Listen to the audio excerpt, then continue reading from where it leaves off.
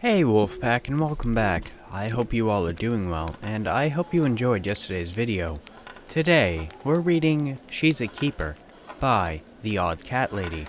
But first, is there any horror movie you refuse to watch because it scared you too much? With that said, whether you're sitting around a campfire, on the night shift, or even laying in bed, let my voice soothe your nightmares.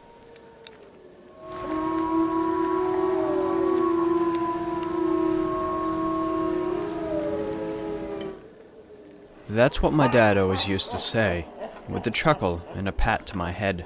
She's a keeper, he'd say, to a grocer or clerk at a convenience store. People used to fawn over the cute pigtailed gal by her daddy's side.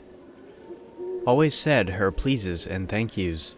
Never threw a tantrum, was an absolute angel. Maybe this is why when I grew up, I always need someone giving me a pat on the back. If I'm not getting a compliment about how I look, or how well I did at work, I'm gonna assume I did something wrong, or I had a piece of lettuce stuck in my teeth all day. This hasn't always worked out for me. I'm a keeper. But I can also be a sucker. Like what's been happening with my boss. I love working as a secretary.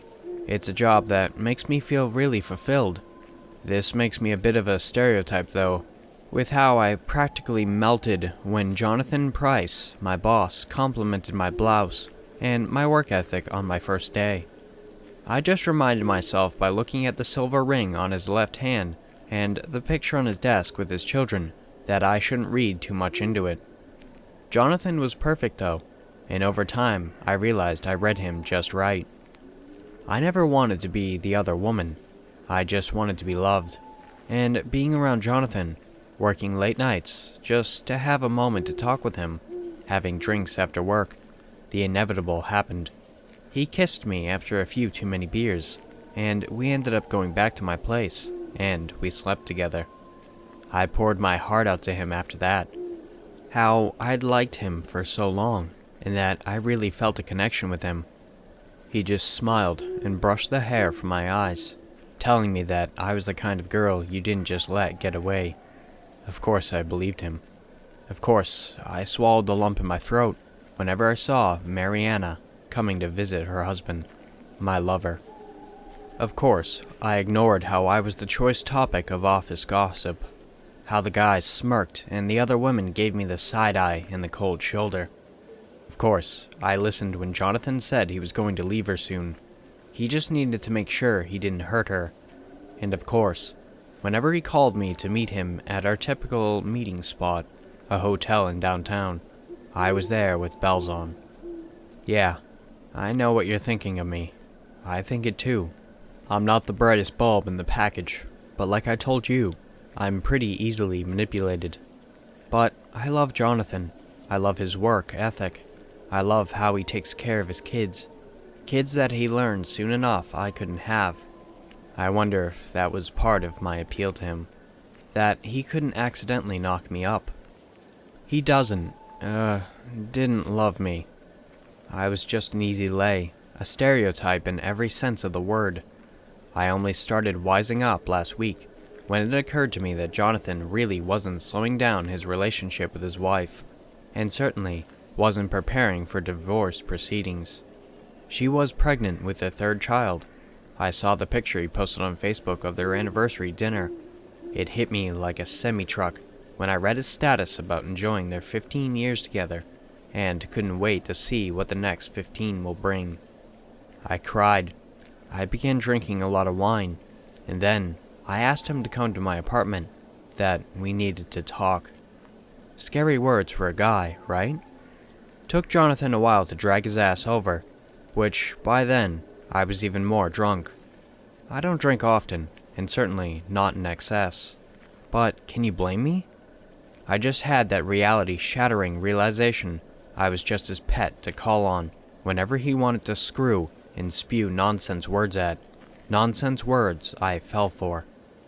Well, I did what I should have done about 6 months ago. I called him out on his bullshit.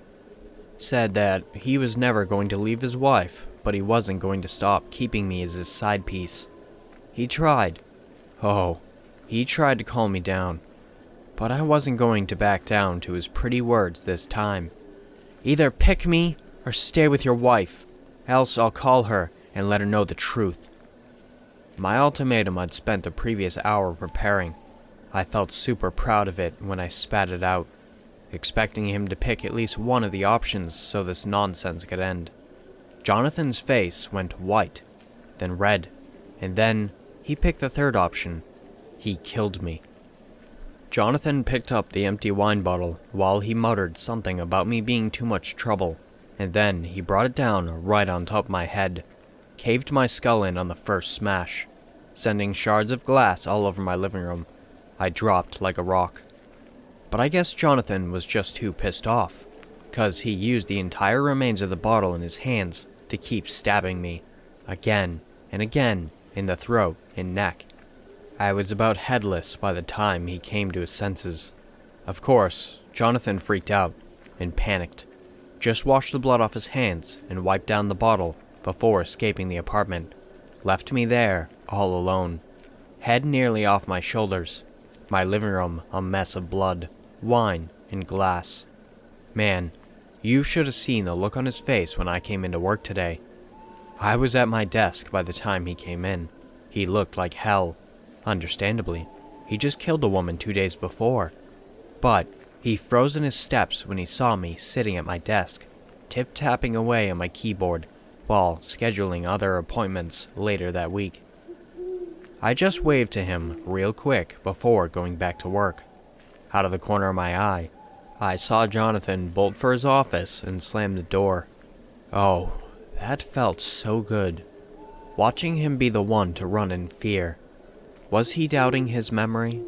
Was he trying to convince himself that he had just had a really bad dream? I clocked out after that, complaining about a cold. It had been passed all around the office, but I didn't go to my home.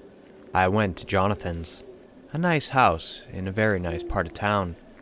I saw his wife working in the small garden out front, and after adjusting my scarf, I got out and walked up the drive. She didn't see me until I was right behind her.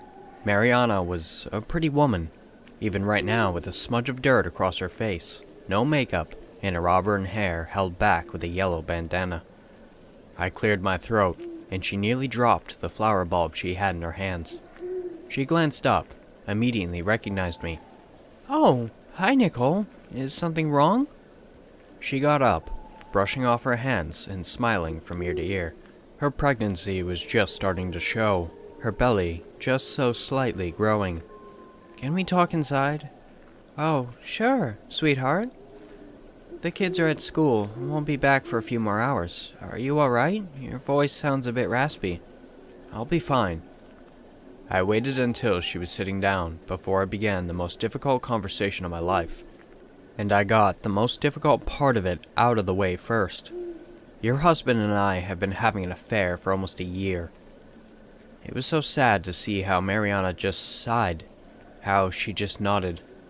I figured, with all the late nights at work and business trips that didn't take him out of town, I was just about to hire a private investigator to start checking in on him. So you saved me a chunk of change. Are you still sleeping with him? I shook my head. No. I figured that ended when he about took my head off with a wine bottle, I said. Her brow knitted in concern, so I decided to show her.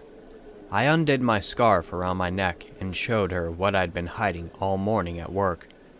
My neck is a sight right now, all purple and black and covered in decaying cut-up flesh. I can't even imagine how the smell must be to someone not used to it. The putrefaction had spread down to my chest, which I showed her by unbuttoning my blouse. I had to start tearing my skin off to get any sort of relief. You can't imagine how horrid the itching gets when your flesh starts rotting off the bone, with your skin holding it all in. I even removed my gloves to show off the pus-filled sores and bubbles forming in my wrist and fingers. Mariana went white as a sheet as she took it all in. It looked so wrong. My face perfect as it always has been, but from the neck down, I looked like rotting roadkill. When the wave of stench finally hit her, she bolted for the bathroom. I could hear her violently throwing up from where I sat. I just about buttoned my shirt back up when she came back, teetering a bit and still looking pale, but managing to remain steady.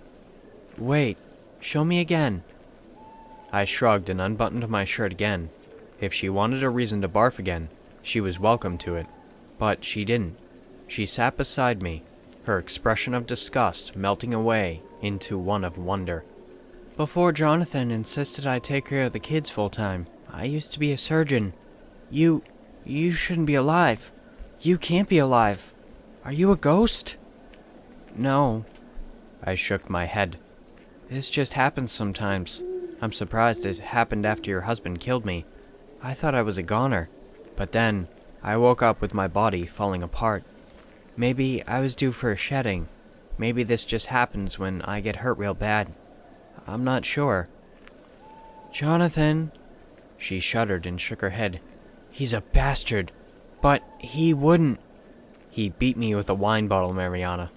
I pulled the bloody shards out of my purse, and then, when it broke, he stabbed me in the neck, all because I told him the affair was over. Now she was crying. Tears rolled down her cheeks as her bottom lip wobbled with her sobs. No.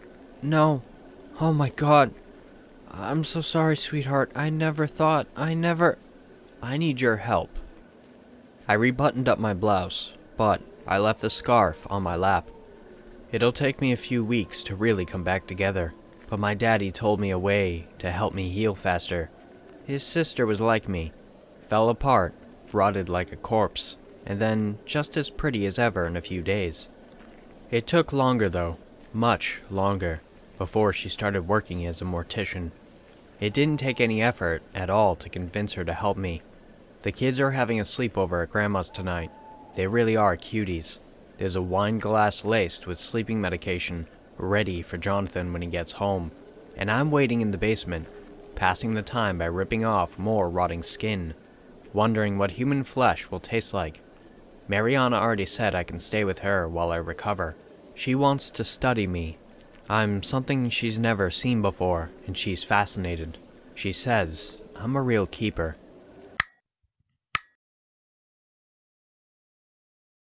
Thanks for listening, Wolfpack. If you want to submit your own story, the links for my email and subreddit will be down below. I've also created a Discord, so if you want to join that, the link will be in the description down below as well. Don't forget to like, share, and subscribe. And with that said, have beautiful nightmares, and I will see you next time.